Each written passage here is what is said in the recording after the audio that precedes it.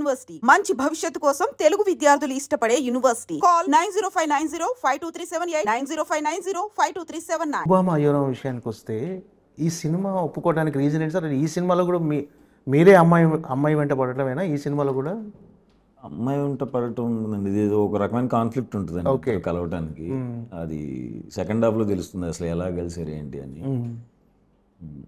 First time rom com చేయటం నేను. So నాకు షూట్ అంతా ఎక్స్ప్రెషన్లు కొన్ని పెట్టేటప్పుడు నాకే సిగ్గేసింది, ఎలా పెట్టాలి ఇలాంటి ఎక్స్ప్రెషన్. నాకు ఒకసారి కొంచెం ఇలాంటి క్యారెక్టర్ ఇప్పుడు చేయలేదు. ఓకే, అమ్మాయి ఇట్లా చూడటం అంటే రొమాన్స్ ఎక్కువ ఉంటుందా హీరో హీరోయిన్ మధ్య మీ మధ్య? ఉంటుంది, మరి హెవీ రొమాన్స్ ఉంటుంది, జస్ట్ నార్మల్గా అందరూ చూసేది. ఈ సినిమా ఒప్పుకుంటానికి నా డైరెక్టర్ రామన్న నాకు ప్రతిరోజు పండుగ నుంచి పరిచయం. ప్రతిరోజు పండుగలో అసోసియేట్ డైరెక్టర్. అప్పటి నుంచి ఇద్దరం బాండింగ్ కుదిరింది. అప్పటి నుంచి రెగ్యులర్గా మాట్లాడుకునే వాళ్ళం. హిట్ 2కి చీఫ్ ఐడీగా చేశాడు ఆయన. హిట్ 2 అప్పుడు కథ చెప్పాడు. హిట్ 2 అప్పుడు కూడా ఇప్పుడు నేను అమ్మాయి తల నరికే సీన్ ఒకటి ఉంటుంది, ఆ టైంలో వచ్చి కథ చెప్పాలి డార్లింగ్ అన్నాడు. ఆ టైంలో ఇలాంటి కథ చెప్పాడు. ఓకే, నేను ఎట్లా ఉన్నా నువ్వు చెప్తున్న కథ ఏంటి అని. పర్సన్ చాలా మంచోడు అనమాట డైరెక్టర్. నాకు పర్సనల్గా చాలా ఇష్టం, చాలా తక్కువ మందిని చూస్తాను అంత జెన్యున్గా. నేనంటే చాలా ఇష్టం ఆయనకి, ఆయన కూడా నాకు చాలా ఇష్టం. సో చెప్పినండి ఇమీడియట్గా చేసేద్దాం అన్నాను. అండ్ ప్రొడ్యూసర్ కూడా మంచి ప్రొడ్యూసర్ దొరికారు లక్కీగా, హరీష్ గారు, కొత్త ఆయన కూడా ఇప్పుడు దేనికి కాంప్రమైజ్ అవ్వకుండానే ఖర్చు పెట్టారు. ఓకే, మంచి టీముని తీసుకొచ్చారు. మణికందన్ గారిని తెచ్చారు, డిఓపి రతన్ గారిని తెచ్చారు. అందరూ మంచిగా క్లోజ్ అయ్యారు, అందరూ బాగా వర్క్ చేశారు. అది అలా స్టార్ట్ అయింది, ఇప్పుడు రిలీజ్కి వచ్చేసింది. అంటే మీరు చాలా చూజీగా వెళ్తుంటారు కథల విషయంలో కానీ వీటి సినిమాల విషయంలో కానీ. అంటే ఈ సినిమా ఒప్పుకోవటానికి పర్టికులర్గా ఒబామా అయ్యోరామ్ ఒప్పుకోవటానికి రీజన్ ఏంటంటే క్యారెక్టరైజేషనా, కథనా, డైరెక్టరా? అంటే డైరెక్టర్ ఎలాగో మీకు తెలుసు అంటున్నారు, సో క్యారెక్టరైజేషన్, కథ ఎంతవరకు మిమ్మల్ని ఈ సినిమా చేయాలని ప్రభావితం చేసి? కథ విన్నప్పుడు నాకు చాలా ఇంట్రెస్టింగ్ అనిపించింది అండ్ ఇంకోటి ఈ జోనర్లో ఎప్పుడు చేయలేదు కదా, రామ్ కామ్ ఎప్పుడు చేయలేదు, లవ్ స్టోరీ ప్రాపర్గా ఇట్లాంటిది చేయలేదు. సో అందుకనే ఇది ఒకటి ట్రై చేద్దాం అనిపించింది. ఓకే, క్యారెక్టరైజేషన్ డిఫరెంట్ అంటే ఇప్పటివరకు చేసిన క్యారెక్టరైజేషన్లో అంటే ఎలా ఉండబోతుంది? అంటే మీది ఫుల్ ఎనర్జీగా ఉండబోతుందా హీరోయిన్తో పాటు? ఎనర్జీగా ఉంటుంది. సెకండ్ హాఫ్లో తనకు ఒక ట్రామా ఉంటుంది, ట్రామా బేస్ చేసుకుని సెకండ్ హాఫ్ కొంచెం రన్ అవుతూ ఉంటుంది. సడన్గా ఒక పర్సన్ వల్ల యాంగ్జైటీ, ప్యానిక్ అటాక్లు వస్తూ ఉంటాయి. అదంతా సినిమాలో ఉంటుంది, కొంచెం పేరెంట్స్ది సెకండ్ హాఫ్లో బాగుంటుంది. అండ్ నాకు ఇంకోటి ఆలీ సార్తో ఫస్ట్ టైం చేస్తున్నాను. ఆలీ గారు నాకు మావయ్య క్యారెక్టర్ చేస్తున్నారు. ఆయన కూడా ఎమోషన్ సీన్స్ చాలా బాగా కనెక్ట్ అవుతారు.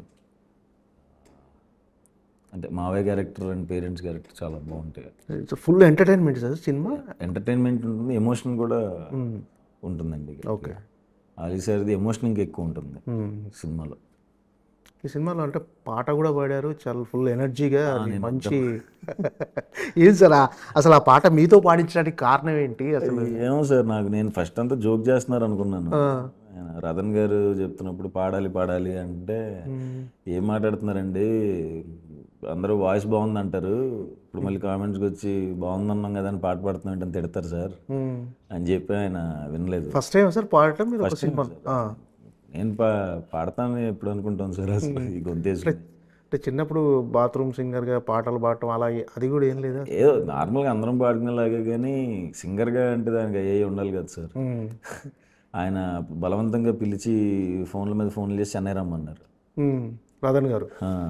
వెళ్ళిన తర్వాత కూడా సార్ ప్లీజ్ సార్ ఆలోచించండి సార్ అని.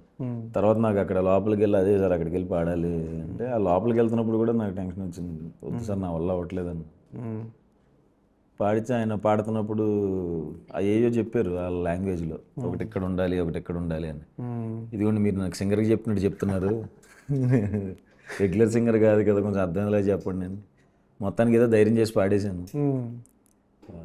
ఏమో ఫస్ట్ టైం ఇంకా పాడను సార్.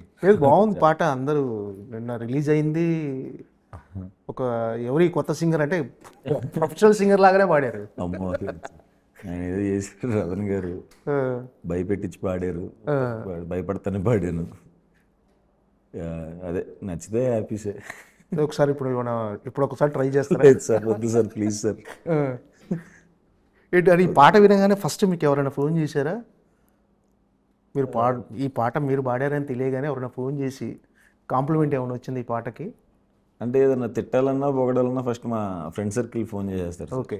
మా చాయ్ బిస్కెట్ బ్యాచ్, నాట్ బ్యాడ్ రా, నువ్వు భయపడినంత ఏం లేదులే, పాస్ అయ్యేలాగే ఉందిలే అని నేను చెప్పారు. ఓకే. వినేటప్పుడే ఈ ఎందుకు తిడదాం అని చెప్పి అనుకున్నారంట. ఓకేరా, అంత బ్యాడ్గా లేదులే అన్నారు. అంటే మీ ఇంట్లో మీ శ్రీమతి గారు కానీ వాళ్ళ రెస్పాన్స్ ఏంటి? వాళ్ళు బ్యాడ్గా లేదు అంటే నటుడిగా సుహాస్ అంటే మా ఆయన హీరో అని తెలుసు, కానీ మా ఆయన సింగరు అని కూడా ఫస్ట్ టైం తెలుసు.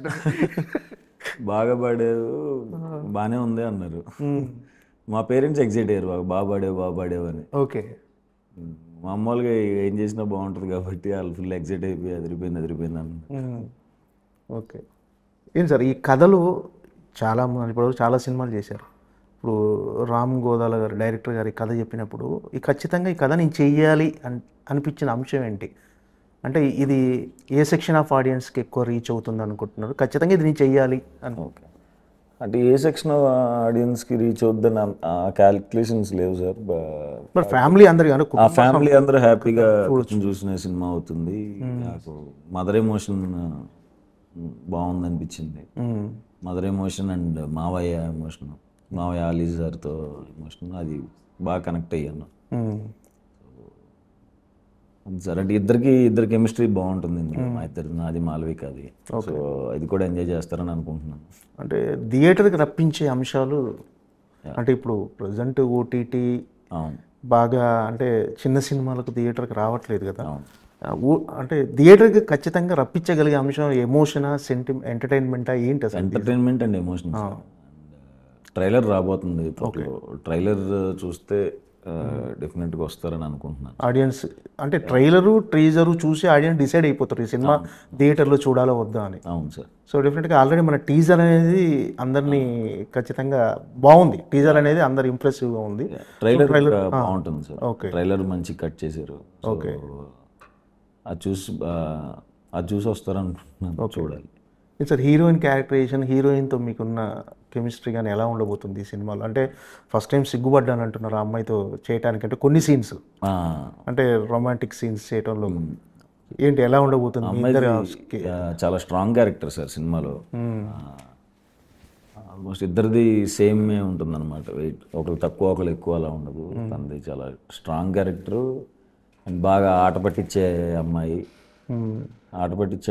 ఎట్లా కలిసిద్ది అన్నది కూడా బాగుంటుంది సినిమాలో.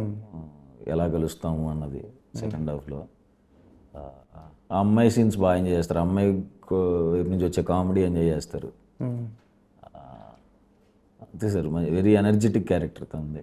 అంటే జనరల్గా మీ సినిమాల బడ్జెట్లతో పోల్చుకుంటే ఈ సినిమా కొంచెం బడ్జెట్ ఎక్కువైనట్టుగా అనిపిస్తుంది, చాలా రిచ్గా కనిపిస్తుంది, క్వాలిటీగా. అవును సార్. అంటే ఫ్రేమింగ్స్ అన్ని చూస్తే చాలా క్వాలిటీ అవుట్పుట్ ఉంది, బడ్జెట్ కూడా పెరిగినట్టు అనిపిస్తుంది. అవును సార్. ఆ ప్రెజర్ మీ మీద ఏమైనా ఉందా? అరే నా మీద ఎంత బడ్జెట్ పెట్టేస్తున్నారని ఒక ప్రెజర్ అది ఉంటుంది సార్. ఇంకా అది ప్రతి సినిమాకి ఉంటుంది, ప్రతి సినిమాకి ఉంటుంది.